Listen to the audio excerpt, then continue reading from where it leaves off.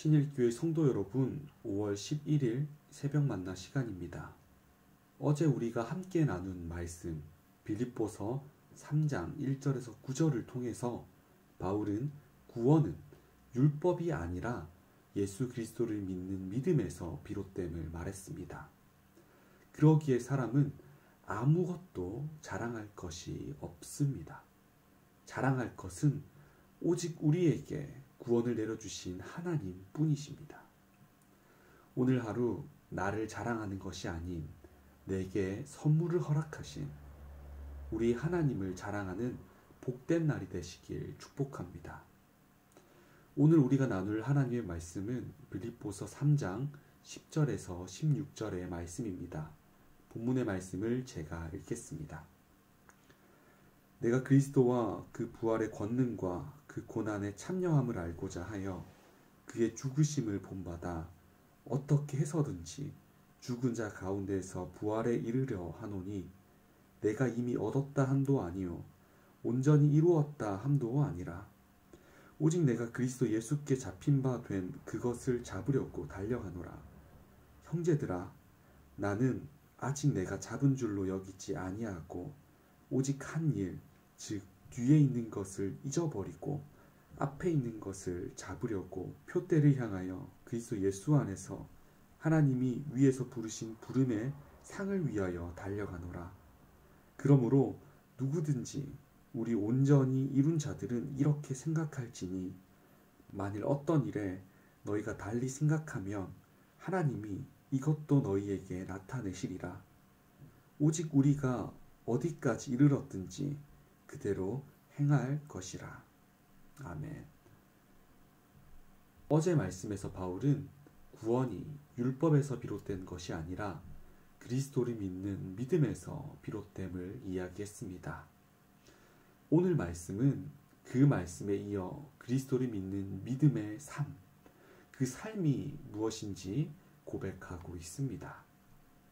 바울은 먼저 그 믿음이 예수 그리스도의 십자가와 부활을 믿는 믿음임을 말하고 있습니다.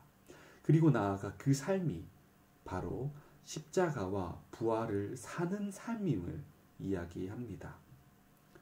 전에도 말씀드렸지만 바울은 빌립보서를 감옥 속에서 작성했습니다. 그 기간 동안 하나님께서 물론 그를 지키셨겠지만 육체적으로 경험하는 감옥의 삶은 참 힘들고 어려웠을 것입니다. 그러나 바울은 그 상황을 그저 고통으로 이해하지 않았습니다. 이러한 고난과 아픔이 부활을 누리기 위해 거쳐야 할 당연한 과정이라고 이야기했습니다. 그리고 더 나아가서 십자가 죽음만이 부활을 누릴 수 있는 유일한 길이라 고백합니다. 오늘 본문의 말씀이 바로 그 고백의 내용들입니다. 먼저 10절과 11절의 말씀을 제가 읽겠습니다. 쉬운 이해를 위해서 쉬운 성경으로 제가 다시 한 번 더 읽겠습니다. 이제 내가 바라는 것은 그리스도를 알고 죽음에서 부활하신 그 능력을 체험하며 그리스도와 함께 고난받고 그분과 같이 죽는 것입니다. 그분을 따를 수만 있다면 나도 마지막 날 부활의 기쁨에 참여할 수 있을 것입니다. 이렇게 바울은 첫 번째 고백을 마칩니다. 나아가 두 번째 고백을 합니다. 12절에서 14절의 말씀입니다. 내가 하나님께서 원하시는 모습으로 이미 완성되었다고 말하는 것이 아닙니다. 나는 아직 목표에 이르지 못했습니다. 나는 그 목표를 향해 열심히 달리고 있으며 그리스도 예수께 잡힌 바 된 그것을 잡으려고 쫓아가고 있습니다. 형제 여러분, 내가 아직 목표에는 이르지 못했으나 여러분에게 한 가지 자신 있게 말씀드릴 수 있는 것은 내가 과거의 것은 잊어버리고 앞에 있는 목표를 향해 달리고 있다는 것입니다. 나는 목적지에 이르렀을 때 상을 받을 것입니다. 그 상은 하나님께서 내게 주시려고 그리스도를 통하여 친히 내리신 것입니다. 아멘. 신일교회 성도 여러분, 여러분들도 잘 아실 것입니다. 바울이 얼마나 그리스도교를 싫어하고 미워했으며 믿는 자들에게 어떠한 악행을 행했는지 말입니다. 그러던 어느 날 하나님의 말씀이 바울에게 들리기 시작했습니다. 그러자 바울 자신의 힘으로 살던 인생이 송두리째 뽑혀버렸습니다. 그리고 그 자리에는 십자가가 심겨져 있었습니다. 이 십자가가 심겨진 결과 바울은 십자가의 인생을 살게 됩니다. 예수님을 믿고 따르는 것, 예수 그리스도의 제자가 되는 것, 곧 동행하는 것이 바로 십자가이며 그렇게 살아가는 것이 바로 십자가 죽음을 걷는 것입니다. 그리스도인은 늘 죽는 사람입니다.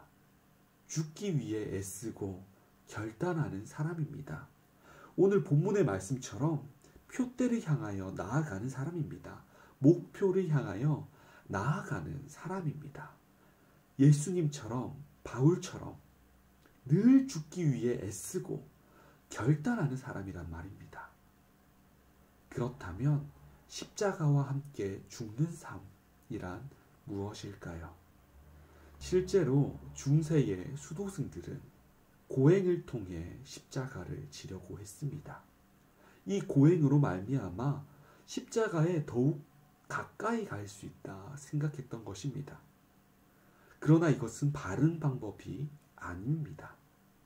진정한 죽는 삶이란 하나님의 사랑에 반응하는 삶입니다. 자신을 내려놓고 이웃을 사랑하는 삶입니다. 그 삶에서 겪는 어려움과 아픔, 나아가서 죽음까지도 받아들이면서 자신을 내려놓고 이웃을 사랑하는 삶입니다. 어떻게 이러한 삶이 가능한 것일까요? 그 이유에 먼저는 하나님의 은혜의 구원이고 그 둘째는 그 구원받은 성도가 하늘 소망을 바라보기 때문입니다. 오늘 하루 바울의 고백을 묵상하심으로 성도의 죽은 삶을, 성도의 죽는 삶을 살아내시길 소원합니다. 그 삶은 분명 구원받은 자의 합당한 반응이며 세상이 이 삶을 볼 때 분명 내 안에 계시는 그리스도의 모습을 보게 될 것입니다. 우리 모두가 그리스도의 메인자가 되어서 하루를 능히 죽어가시길 주님의 이름으로 축복합니다. 기도하겠습니다. 사랑의 하나님 감사합니다. 오늘도 주님의 말씀을 듣습니다.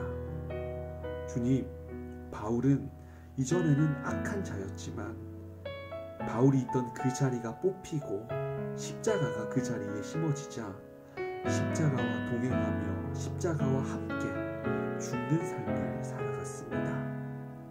주님, 우리도 이러한 삶을 살기를 원합니다. 날마다 죽어가게 하시옵고 그 죽어감으로 말미암아서 세상 사람들이 우리의 죽어가는 모습을 보고 그리스도를 알게 하여 주시옵소서. 늘 죽음으로 이웃을 사랑하고 자녀를 사랑하며 또한 나를 사랑할 수 있도록 하여 주시옵소서. 주님, 오늘 하루 여러 곳에 있습니다. 내가 어디 있든지 주님께서 함께 하셔서 죽어갈 수 있는 능력과 지혜를 늘 허락해 주시기를 바라며 이 모든 말씀 우리 살아계신 예수 그리스도의 이름으로 기도합니다. 아멘.